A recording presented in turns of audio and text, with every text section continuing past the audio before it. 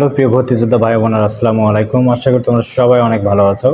আলহামদুলিল্লাহ, আমিও ভালো আছি। বরাবরের মতো আমি তোমাদের সঙ্গে যুক্ত আছি। মারুফ হাসান মিলু, পড়াশোনা করছি রাজশাহী বিশ্ববিদ্যালয়ে। আজকে আমরা রাজশাহী বিশ্ববিদ্যালয়ের ভর্তি প্রক্রিয়ার ক্ষেত্রে তোমরা যারা মুক্তিযোদ্ধার কোটায় মনোনীত হয়েছো এবং তোমরা যারা মুক্তিযোদ্ধার কোটায় সাক্ষাৎকারের জন্য নির্বাচিত হয়েছো তাদের জন্য আজকে ভিডিওটি। তাই ভিডিওটি না টেনে সম্পূর্ণ ভিডিওটি দেখতে থাকো এবং চ্যানেলে নতুন হয়ে থাকলে চ্যানেলটি সাবস্ক্রাইব করে নোটিফিকেশন বেলটি অন করে রাখো। মুক্তিযোদ্ধা পুত্র কন্যা নাতি নাতনি কোটায় ভর্তির জন্য সাক্ষাৎকারের যে বিজ্ঞপ্তিটা দেওয়া রয়েছে সেখানে কিন্তু তোমাদের গুরুত্বপূর্ণ সিরিয়াল তোমাদের কিন্তু অলরেডি মুক্তিযোদ্ধার যে কোটার তোমাদের সিরিয়াল সেটা কিন্তু ইউনিভার্সিটির যে ওয়েবসাইট সেখানে কিন্তু প্রকাশ করেছে। তোমরা তোমাদের রোল সার্চ দিয়ে সেখান থেকে তোমাদের কততম সিরিয়ালটা আসো সেই সিরিয়ালটি দেখে নিতে পারো।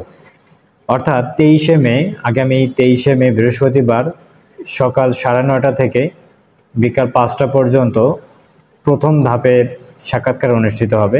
অর্থাৎ 9:30 থেকে 1টা পর্যন্ত যাদের ক্রমিক নম্বর অর্থাৎ 1 থেকে 330 পর্যন্ত যারা আসো তাদের এই সিরিয়ালে 9:30 থেকে 1টা পর্যন্ত অনুষ্ঠিত হবে। দুপুর 2:30 থেকে 5টা পর্যন্ত অনুষ্ঠিত হবে 331 থেকে 660 পর্যন্ত। আবার পরের দিন 24শে মে শুক্রবার 9:30 থেকে দুপুর 1টা পর্যন্ত ক্রমিক নং 661 থেকে 930 পর্যন্ত। আবার দুপুর 2:30 থেকে বিকাল 5টা পর্যন্ত 931 থেকে 1320 পর্যন্ত। তারপর 25শে মে সকাল 9:30 থেকে 1টা পর্যন্ত ক্রমিক নং 1321 থেকে 1641 এবং দুপুর 2:30 থেকে বিকেল 5টা পর্যন্ত 1642 থেকে 1962 পর্যন্ত যাদের সিরিয়াল রয়েছে তাদের সাক্ষাৎকার অনুষ্ঠিত হবে। অর্থাৎ যার যে সিরিয়াল অনুযায়ী সাক্ষাৎকারের সময় দেওয়া আছে এবং ডেট দেওয়া আছে সেই সময় এবং ডেট অনুযায়ী কিন্তু তোমাদের সাক্ষাৎকার দিতে হবে। এই সময় এবং ডেটের মধ্যে যদি তোমরা সাক্ষাৎকার দিতে না পারো তাহলে তোমাদের ভর্তি প্রক্রিয়াটি অসম্পূর্ণ হবে এবং রাজশাহী বিশ্ববিদ্যালয়ে পরবর্তীতে তোমরা আর কোনো ভর্তির সুযোগ পাবে না।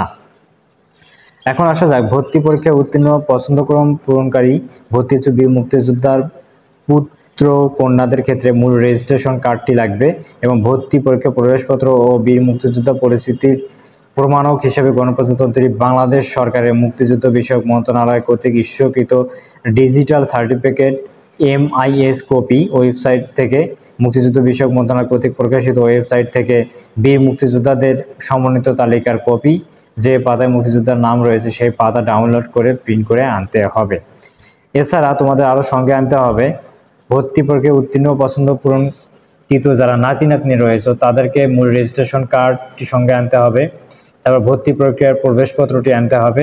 বীর মুক্তিযোদ্ধার নাতি নাতনি পরিচিত প্রমাণক হিসেবে সংশ্লিষ্ট এলাকার মুক্তিযোদ্ধা সংসদের দায়িত্বপ্রাপ্ত উপজেলা নির্বাহী কর্মকর্তা, জেলা প্রশাসকের স্মারক নম্বর সংবলিত সাম্প্রতিক যে প্রত্যয়নপত্র সেটি সঙ্গে আনতে হবে। স্মারক নম্বর সংবলিত এবং সাম্প্রতিক প্রত্যয়নপত্র ছাড়া কোনো শিক্ষার্থীর সাক্ষাৎকার গ্রহণ করা হবে না। খুবই গুরুত্বপূর্ণ, স্মারক নম্বর সংবলিত এবং সাম্প্রতিক প্রত্যয়নপত্র ছাড়া কারো সাক্ষাৎকার কিন্তু গ্রহণ করা হবে না। নাতি নাতনি প্রমাণের জন্য দাদি অথবা নানা নানি ও বাবা মা এর জাতীয় পরিচয়পত্র নিয়ে আসতে হবে। পরীক্ষার্থীর মায়ের জাতীয় পরিচয়পত্রে স্বামীর নাম উল্লেখ থাকলে মায়ের জন্ম নিবন্ধন কার্ডের কপি নিয়ে আসতে হবে।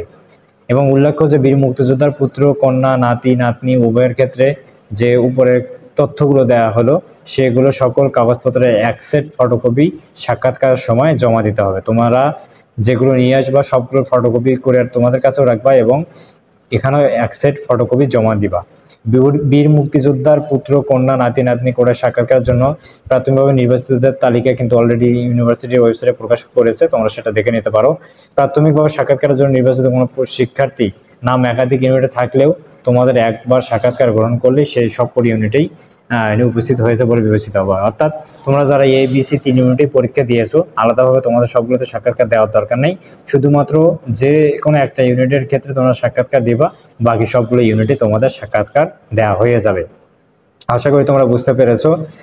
আর মুক্তিযোদ্ধার কোটার যে প্রক্রিয়াটি সেটি কিন্তু সাক্ষাৎকারের পরপরই শুরু হয়। তোমরা সাক্ষাৎকারের পরপরই তোমরা সাবজেক্টের লিস্ট আকারে তোমাদের সাবজেক্ট পেয়ে যাবে এবং ওয়েটিং লিস্ট পেয়ে যাবা এবং পরবর্তীতে ধীরে ধীরে এভাবেই তোমাদের ভর্তি প্রক্রিয়া ডেট দেবে এবং সেক্ষেত্রে ভর্তি প্রক্রিয়াটি সম্পূর্ণ হবে। আশা করি তোমরা বুঝতে পেরেছো। এর বাইরেও যদি কোনো কিছু জিজ্ঞাসা থাকে তাহলে আমার কমেন্ট সেকশনে দেওয়া ফেসবুক লিঙ্কে ক্লিক করে আমার সঙ্গে যোগাযোগ করতে পারো এবং সরাসরি কথা বলতে পারো। এছাড়াও তোমরা রাজশাহী বিশ্ববিদ্যালয় ক্যাম্পাসে এসে ভর্তি প্রক্রিয়া সম্পূর্ণ করবা এবং পরবর্তীতে এই ক্যাম্পাসে পড়াশোনা করবা, এই প্রত্যাশায় আমি মারুফ হাসান মিলু আজকের মতো এখানে বিদায় নিচ্ছি। দেখা হচ্ছে পরের ভিডিওতে। সবাই ভালো থাকো, সুস্থ থাকো, আল্লাহ হাফেজ।